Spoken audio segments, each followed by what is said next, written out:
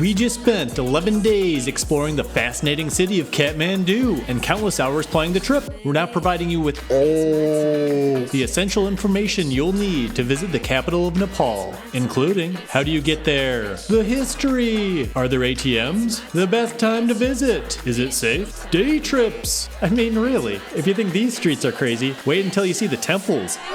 I'm not saying we know everything after 11 days, but we've definitely mastered the art of walking in the street. This is the Kathmandu City Guide. Let's go! I'm living my best life. I'm living my best life. Well, it's all downhill from here, so let's get to the essential information and a little bit of history. The city of Kathmandu was founded in the 12th century, and the city's name originates from this wooden temple pavilion. The city has thrived as a trade route between India and Tibet for centuries, which is when architectural spectacles like Durbar Square, Swayambhunath Stupa, and Pashupatinath Temple were constructed. After two devastating earthquakes in the 20th and 21st century, the city was able to restore and preserve much of the medieval charm. Shortest history lesson is now over.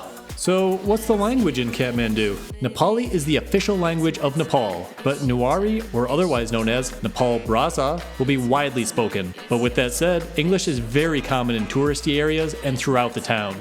How do you get there? You can fly directly into Kathmandu's international airport. From there, you can either take a prepaid taxi into town or take a rideshare. Can you drink the water? Don't even think about it. A study in 2022 found that 94% of the water sources in the Kathmandu Valley has bacterial contamination. Although in 2025, the government has started adding chlorine into the drinking water to hopefully address some of this. Is there tipping? Tipping is not expected in Nepal, but you'll find a 10% service charge added to your bill, often at restaurants in the touristy areas, and tour guides are often tipped 10%. You do need a visa to visit this country if you're from Europe, North, or South America. Getting a visa on arrival is extremely easy if you know this already ahead of time.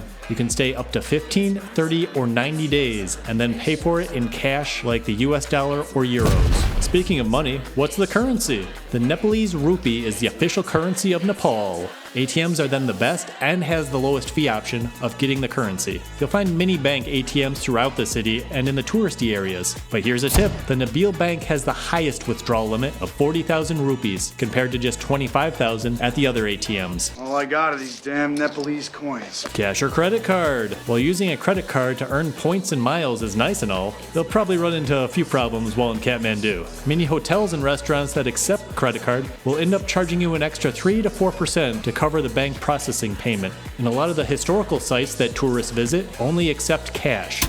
When's the best time to visit? The best 3 months are September, October, and November. This will offer you clear skies and mild temperatures. You'll for sure want to avoid the chilly winters and the monsoon summers if possible. Is it safe? Generally speaking, Kathmandu felt pretty safe being a densely populated capital city, but with that said, there are 3 safety rules to note. 1. Many times, roads lack any form of sidewalk, which can be a little unsafe if you prefer Walking. 2. The air quality can be very poor, especially during the autumn months. We actually both developed short-term coughs because of the air quality here. I think I'm getting the black lung. And 3, just to be mindful. You'll hear locals constantly trying to get your attention to take a taxi, to visit their store, buy some ganja. It's constant. Can you drink alcohol in public? You cannot drink alcohol in public. And a side note, we didn't see anyone drinking on the streets either while in town. What are the power outlets? The power outlet used in Nepal is either a Type C, or a Type D, or a Type M power socket. Bringing a universal adapter is a must here, because you have no idea what type of outlet you're going to run into. How long should you stay? If you're looking just to check out the highlights in Kathmandu and not take a day trip to any of the surrounding cities or the Himalayas, you could probably get a good overview by staying 3 to 4 days. So then, what are the prices like? You can find the majority of hotels ranging from about 20 to 50 US dollars and hostels for around $10 and under per night. The local meals for us range from 2 to 5 US dollars per person, making it a very budget-friendly city. The only way that you're going to run into things being expensive is if you're doing any trekking excursion, adventure sports, or guided day tours.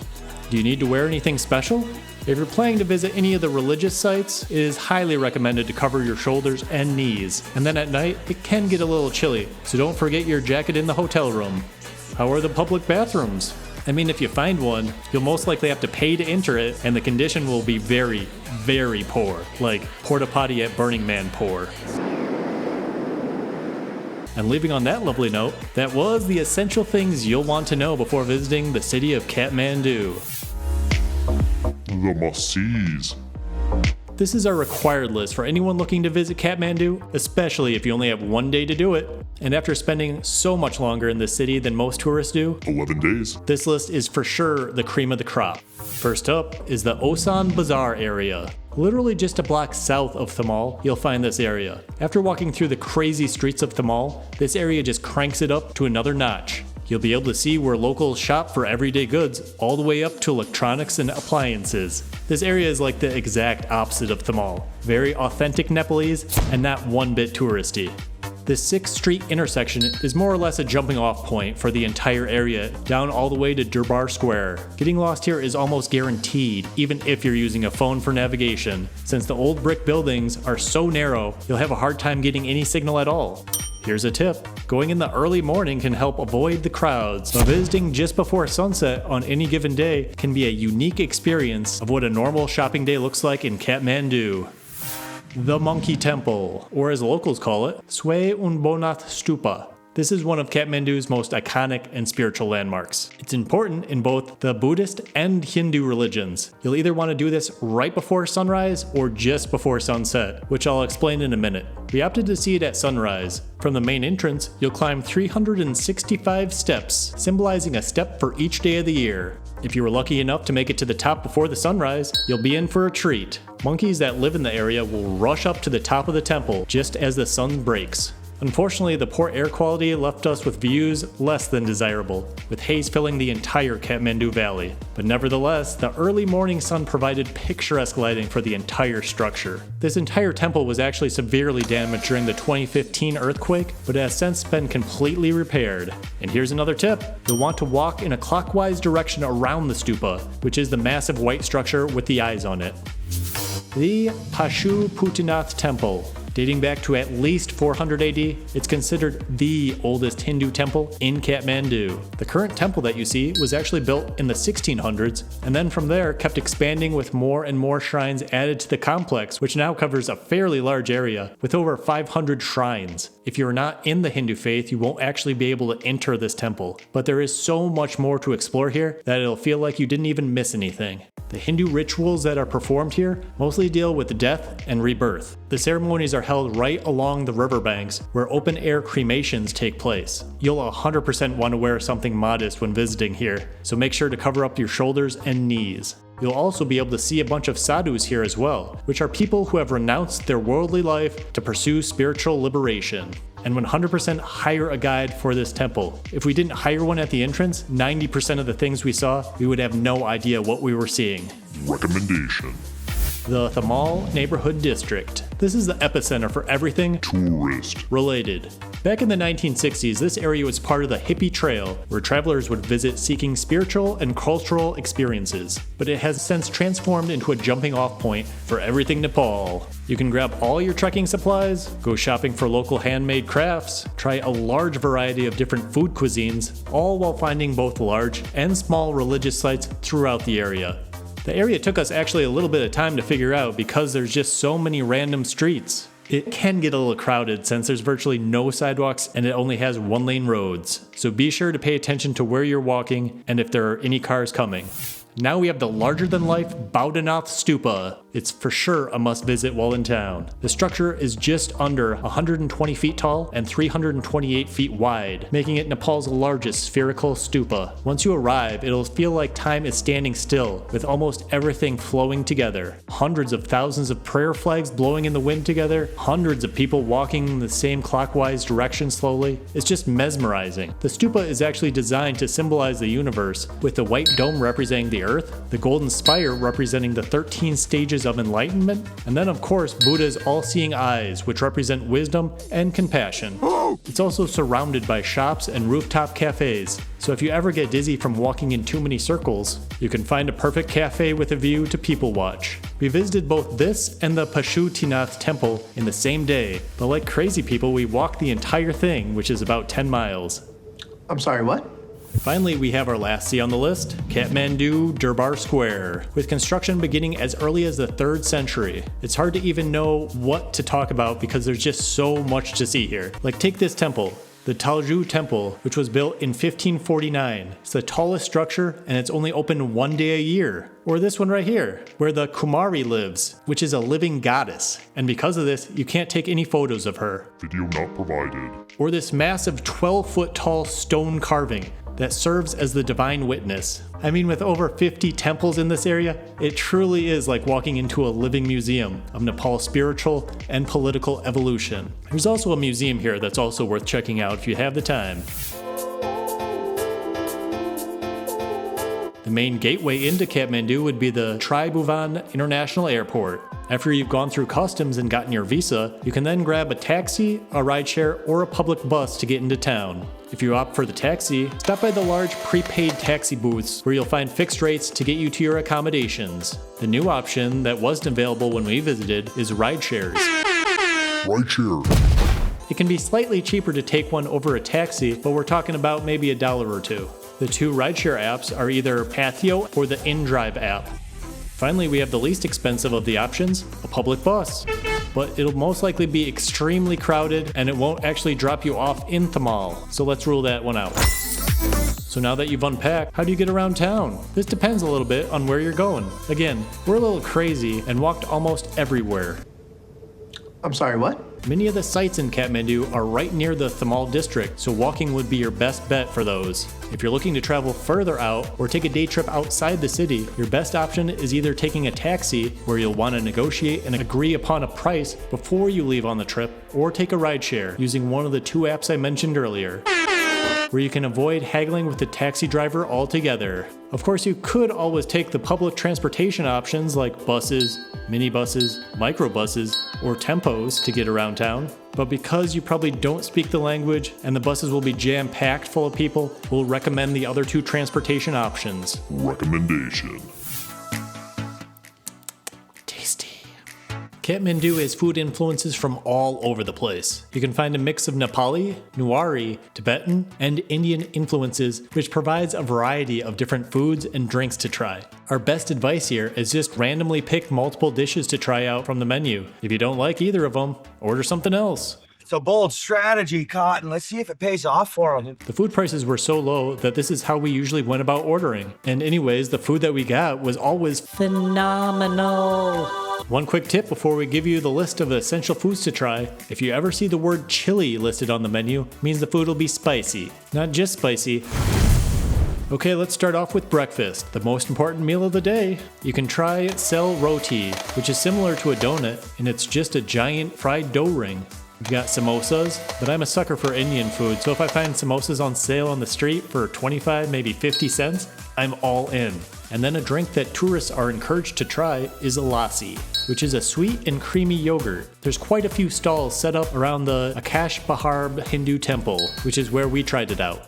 Dal bhat is the go-to national dish of Nepal, and many of the restaurants will offer you Unlimited refills. This party is gonna be off the hook. If you're going to be coming back from trekking in the Himalaya mountains, you'll know the dal bhat meal all too well, and you can probably pass on it because you've had it for 8 straight days like we did while we were doing the Annapurna circuit.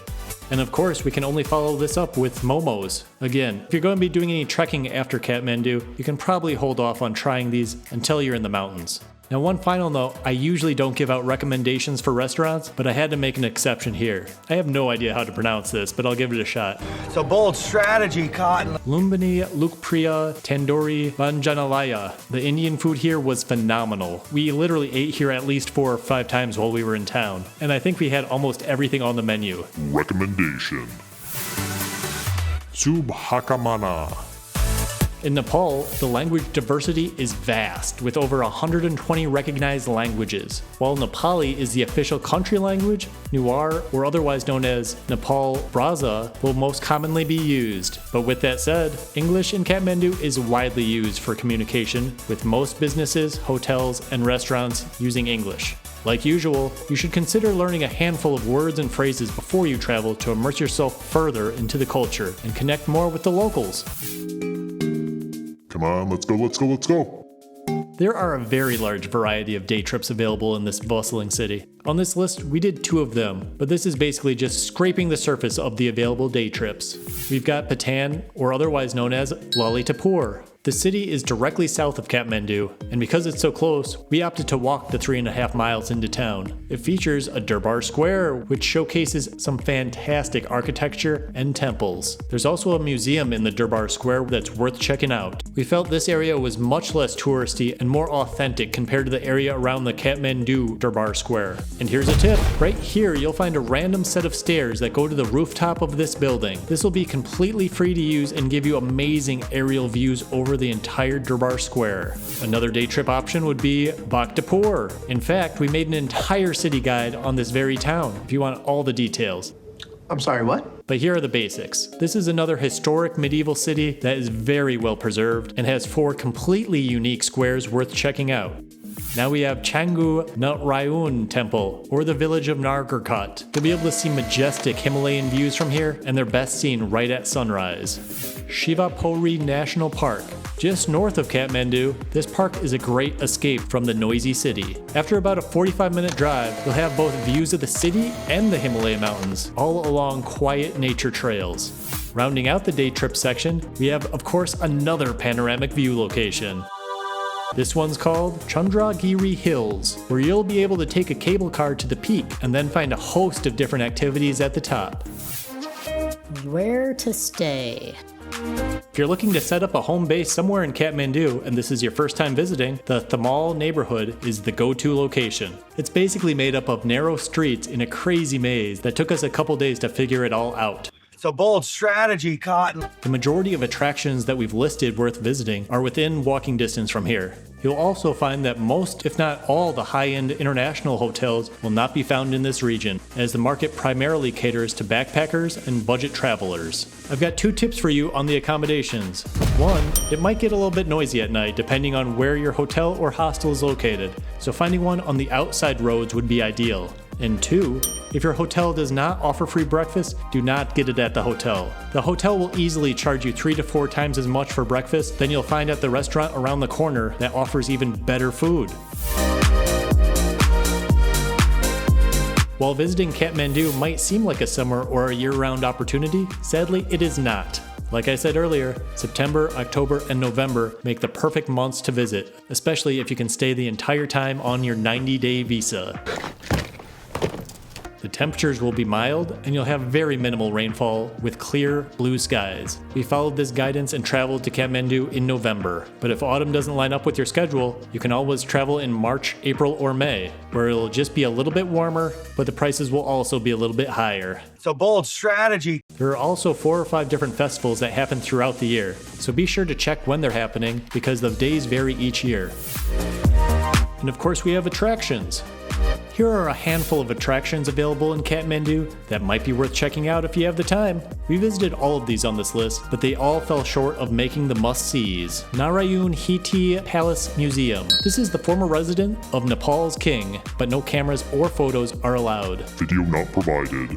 Garden of Dreams. This is a small oasis right by the Thamel neighborhood. There'll be a lot of greenery and colorful flowers found in this relaxing spot, and it's great to get away from the constant traffic noise. The Rani Pokhari is a large pond that is just outside of Thamel neighborhood and actually has a pretty interesting history if you have the time to read up on it. The Darahara, which is a 9-story tower with panoramic views of the entire area. It was still getting worked on after the 2015 earthquake while we visited, but it is open now. One last attraction that you're just going to randomly come across is temples and shrines found all throughout Kathmandu. It seems like every block or so you'd find a random one on the street. Wandering around randomly will give you some truly unique experiences that you'll never find in any guidebook. And that, my friends, is the Kathmandu City Guide. If we pronounced anything incorrectly, Whoopsies.